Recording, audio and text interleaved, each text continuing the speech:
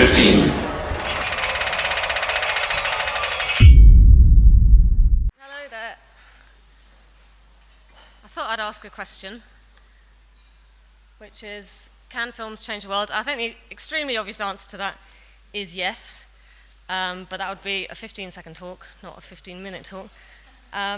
There's loads of examples. Cathy Come Home, speaking of homelessness, Ken Loach's famous film Cathy Come Home, which led to the formation of Shelter.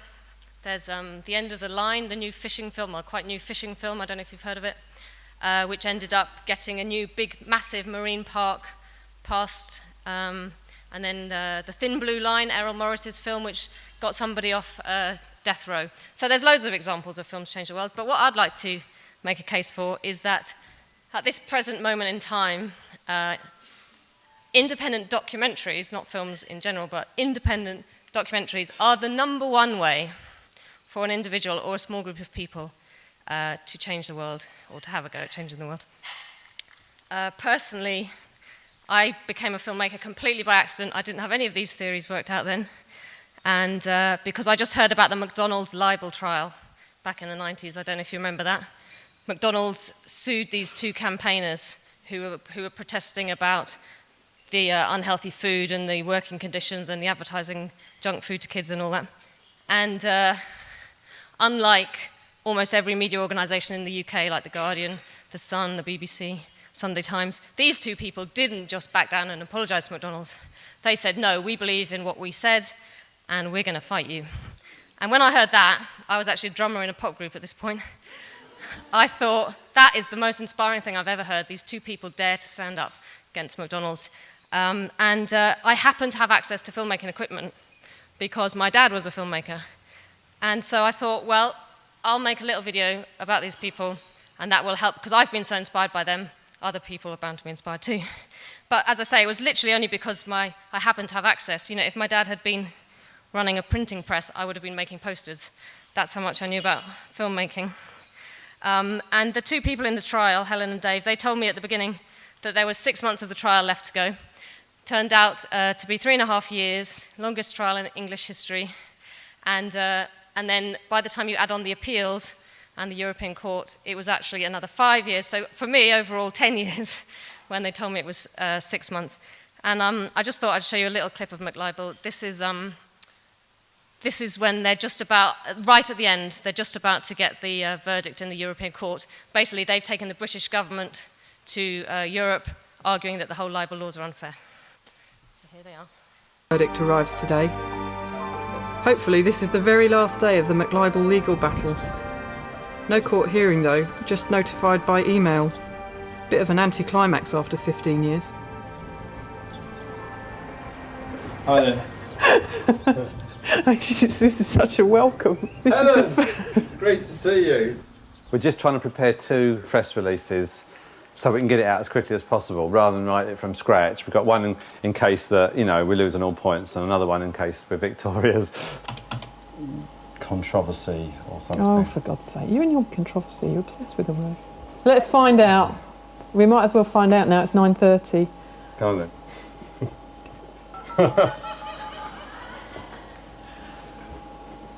No, we're just checking it right now. Well, it might be, hang on a second. 1, what was that? No, it's a spam actually. Yeah. How can you get so much spam in 1 second? I know. Yeah. Who are these spammers? 25 to 10 and they haven't sent it yet. My watch makes it 32 actually. We've phoned up the court. I think that might be a little bit impatient. Stop. No. Internet, see it's coming in. Don't shut that! Oh. Don't shut it! Okay. I'm going to phone the court, it's ridiculous. See if they've sent it. Can get the number. Just don't. They're probably trying to sort it out, and you making endless phone calls is not going to help. No, you're saying there's a technical problem. Okay, go on, here we go then. For someone who doesn't care about the European Court verdict, he's extremely excited. I'm not excited, I just want to get it over with, for God's sake. Actually, I've got an extension, we can It's here. Okay, here. Good. Da-da-da. It'll take half an hour to download. It will.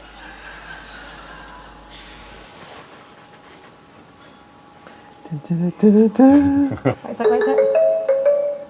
European Court of Human Rights press release issued by the Registrar. The European Court of Human Rights has today notified in writing a judgment in the case of Steele and Morris versus the United Kingdom.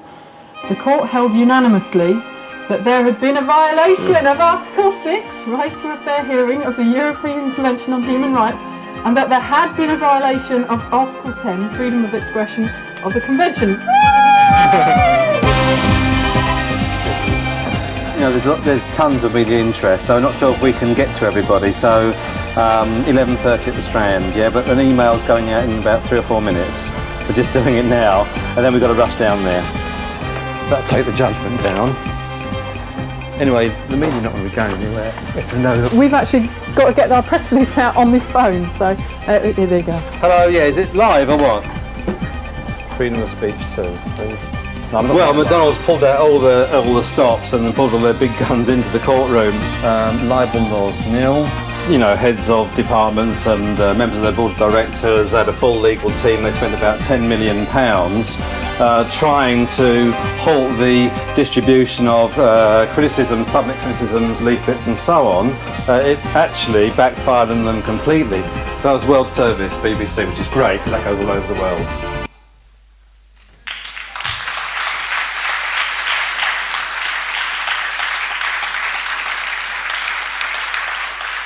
So in terms of just like a few people trying to change the world, I think this is a case in point, because like compared to, for example, trying to make a feature film, that scene was shot just by me on a camera that cost about £1,500, 2 radio mics that cost about £400, a couple of batteries and a bar of chocolate. That was it.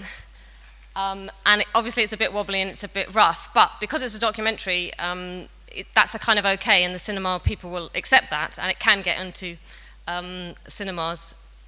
Anyway, so when we set about making McLibel, I never for a second thought we could touch McDonald's. They were a completely immovable mountain. I thought that by making the film we might inspire other people into action, but we never thought we'd touch McDonald's. But then, 10 years later, not just McLibel, but of course Supersize Me, Jamie's School Dinners, Fast Food Nation, there had been a total sea change. I mean, when we started this, these were completely minor niche issues. You know, healthy eating was such a little niche, and now obviously it's all everybody talks about all the time. Of course, it hasn't made any difference because of the obesity crisis, but at least it's talked about.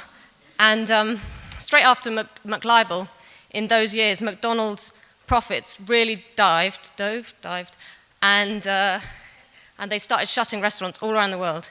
And we actually heard a few years later, because somebody, we didn't know them obviously, but somebody was in a McDonald's internal marketing meeting, and at this meeting McDonald's said, yes, McLibel was the moment that we realised that everything about our business was wrong, and we had to change everything. And that's when they went all McCafe and McCappuccino and organic milk and salads and all that stuff. Did you know McDonald's salad actually has more fat than a cheeseburger if you have the dressing on it? So in one sense, you could say we changed McDonald's for the better, because then their profits actually started going up. But we cast that aside.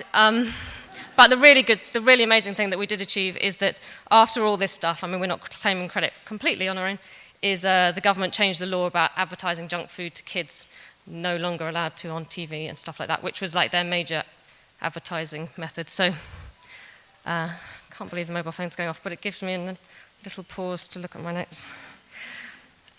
So McLibel taught me a lot of lessons on the front of the independent documentary, because when I first approached these two people, there was actually 8 other production companies, like real production companies, who wanted to make the film with them. But because BBC and Channel 4 had both had legal issues with McDonald's in the past, they wouldn't commission it, even like big name documentary makers who wanted to make it, which is how, first time nobody ended up getting such a completely brilliant story for their first film. But what that meant, because we just did it on our own with £1,000 lent to me by a friend of the family, what it meant is that we could say whatever the hell we wanted.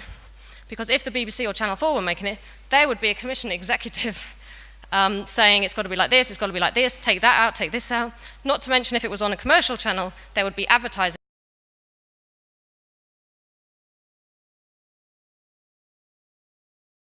And you can't really go libeling people, so you have to have lawyers to check that it's factually correct and all that. but we didn't have to water down our message. So that was the first thing I learned. And then the next thing is, because we made it independently, we owned the rights. I didn't know anything about this when I started making it, but I basically owned the film. And had the BBC, for example, commissioned it back at the beginning, they'd have put it on telly once, maybe twice, 1 million viewers, 2 million viewers, something like that. That would have been it. No DVD, no international festivals, no international cinema releases, no going on and on about it 10 years after the event, still going on about it. And so we, worked on the distribution for probably 2 years and ended up getting 22 million viewers compared to your average. In fact, Channel 4 made a little drama about it, and they got 450,000 viewers, and we got 22 million. But my point being, you have to own the rights in order to control the distribution. So then when we wanted to make our next film about the world's most important subject, which is, of course, climate change, we had to keep the hold of the rights. But we needed a much bigger budget, because it wasn't going to be that kind of style. We wanted to shoot it in 5 countries, animation, orchestral score, the whole works. So we needed a half-decent budget. So we came up with an idea which is now quite ubiquitous, called crowdfunding. Basically, 350 individuals bought little shares in our film. So together raised £500,000 so we could make our film. And 5 years later, 4 or 5 years, we finished Age of Stupid. And it was actually at its premiere, the very first screening, where we got an idea of how potent The Age of Stupid, the film could be in terms of changing the world, which is, of course, what it's all about for me. So I'm going to show you a clip of what happened at the premiere of Age of Stupid in Leicester Square, which was all solar-powered, out of interest. Oh, sorry, I forgot to say that this is a bit strange because it's from a BBC documentary, a tribute documentary about Pete Postlethwaite, which is why it's in this format, but it tells the story very well. Oh, shit.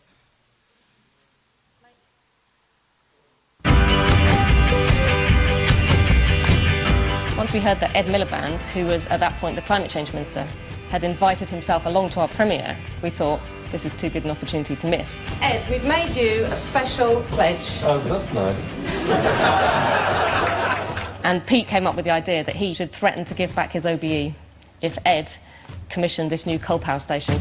If you commission a new dirty coal power station at King's North, then you are clearly unfit to represent the people of Britain at the Copenhagen Climate Summit. And therefore, I promise to very sadly return to Her Majesty the Queen the OBE that I was given in 2002, because I don't believe that I can be a real officer of the British Empire if that is what's going to happen. I think it was an incredible, powerful statement by him, because his OBE obviously meant an enormous amount to him. Unfortunately, I would never be able to vote for the Labour Party again. And I want you to tell that to the party. He was very provocative, meeting people with their smug little views on things. If anybody had smug little views, don't be around Peter. He would be in there challenging and undermining and provoking. And then, some may say it's a coincidence, but within a month, Ed Miliband had rewritten the UK coal policy. So why did I build this archive? It's a cautionary tale. Not for us. Too late for us. But for whoever, whatever, eventually finds this recording. I've got some DVDs with me, by the way, if anybody would like to buy one after this. I think that last clip of the wonderful Pete Postlethwaite, personally, is my favourite actor of all time, even before I was lucky enough to work with him.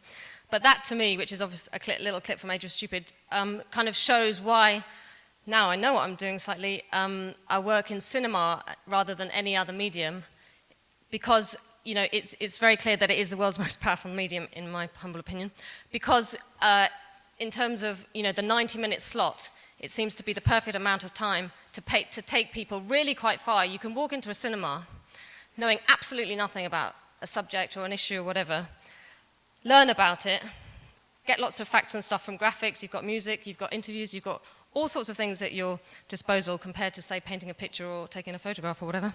And then people can become emotionally involved, crucially, over the course of this 90 minutes from a complete standing start, and the end of it, hopefully, be so emotionally involved that they move to action. So when we were making Age of Stupid, we thought that we wouldn't bother with the last bit, the move to action. We thought that our contribution to climate change would be to make a film, really, really great, we hope. Millions of people see it, that's it, we can retire. But unfortunately, as soon as we started screening the film, everybody started asking the same question, which is, what can I do? And at first we were saying very generic responses, kind of pressurize your politicians, try and cut your emissions and stuff, but it was a little bit wimpy, I have to admit.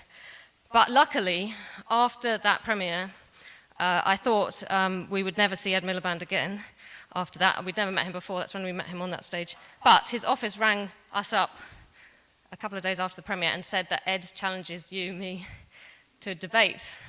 So I was like, okay, in 1 week's time. And so I thought this was such a brilliant opportunity, because it was being filmed and all that kind of thing. This was our opportunity to come up with something really, really good. So what we managed to come up with is something called 1010, which is a campaign which basically is very simple. It asked everyone, that's everyone, as in me, you, everybody in the room, your kids' schools, the business, the Union Chapel, Spurs Football Club, everyone, in society to cut their emissions by 10% in a year. And the reason it's 10% is firstly because it's meaningful. That's what the science says we need to do. Before 1010, there was all this talk of let's cut 80% by 2050, i.e. not in my political era, some other time. But this is about, no, we've got to start cutting immediately. And secondly, the first 10% is actually quite relatively easy and relatively doable, so it's not impossible. And so it took off like a bat out of hell. And across society, people started signing up to 1010, meaning they were committing to cut their emissions by 10%. There is the Sage in Gateshead. The Royal Opera House also signed up. Celebs, you've got to have some celebs. Colin Firth, Stella McCartney, Gillian Anderson. Now this one sounds boring, but this is actually my favourite one, which is that almost 50% of local councils are now signed up to 1010. In other words, providing us all with our local services, our street lighting and our waste collection, what have you, with 10% less energy than they did last year. So in terms of changing the world, that is boring, but really quite a big thing that I'm personally very excited about. But much more sexy is London Zoo, Spurs Football Club. We tried to get Arsenal, but they would not agree. The Royal Mail, Microsoft, Spurs, Adidas, London Underground, that was a good one. And this was a good moment. Within 48 hours of coming into power, the coalition government signed up to 1010, which is something we were not anticipating. And that was all kind of 2 years ago. And so now they've all done their first year of 1010, and so we're getting the results in, I think some of these figures are actually wrong, but I didn't know how to change them. But anyway, the point is that Spurs managed to do theirs, the Science Museum managed to do theirs, and much as I dislike the Tories, I have to say that the UK government did manage to do their 1010. They cut 13%, had 300,000 civil servants on the case, and saved 13 million quid. We wrote to them saying that that 13 million quid should go into energy-saving measures, but they didn't answer that one. And then the next thing that happened is that 1010 went completely global. It's now running in 42 countries.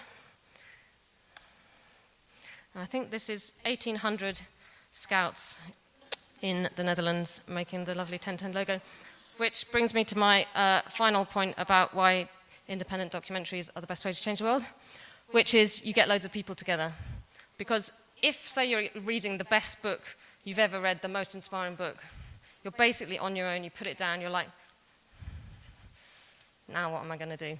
Whereas when you're in the movies or you're in a local screening, you're in a room with a group of people, hopefully they're all similarly inspired, and potentially that gives the potential for people to start talking to each other and start saying what are we going to do, and for action to start happening. Which is why we made a massive effort to have local screenings all around the world for Age of Stupid, with speakers always in each one, so that people could learn about what was happening in their area, whatever. When we launched the film, we did it, this global premiere live from New York, to 63 countries, and 1 million people watched it. Here's some of the countries watching. The point being so that everybody felt like everybody was together and we're all going to do something together, hopefully. And, well, I say hopefully, but actually that's exactly what did happen. As from these local screenings, more than 100 local 1010 groups or transition town groups started up which kind of proves my point, I feel. That's a good one. I missed that. But there is one problem with independent documentaries changing the world, which is they take forever to do. I've been doing it for 16 years, and I've only managed to make 3 documentaries, which is not a very fast, not very prolific, because they take like 3 or 4 years. You've got to raise the money, you've got to make the film, you've got to edit the film, and then you've got to distribute it. That's another 1 or 2 years afterwards. So our new plan is that rather than making one every 5 or 6 years, we're going to inspire loads of other people to make them instead. And so we're running our course to teach everybody tell you everything we know. So if any of you are budding documentary makers, come along to our course, and we'll teach you everything we know. Because I think really the bottom line is that the whole of the world is going to hell in a handcart. Really, everything you think about is going wrong. I mean, all parts of society are going wrong. There are so many issues, so many problems. And in my humble opinion, every single one of them needs a fantastic independent documentary to bring them to the public and inspire them into action. Thank you very much.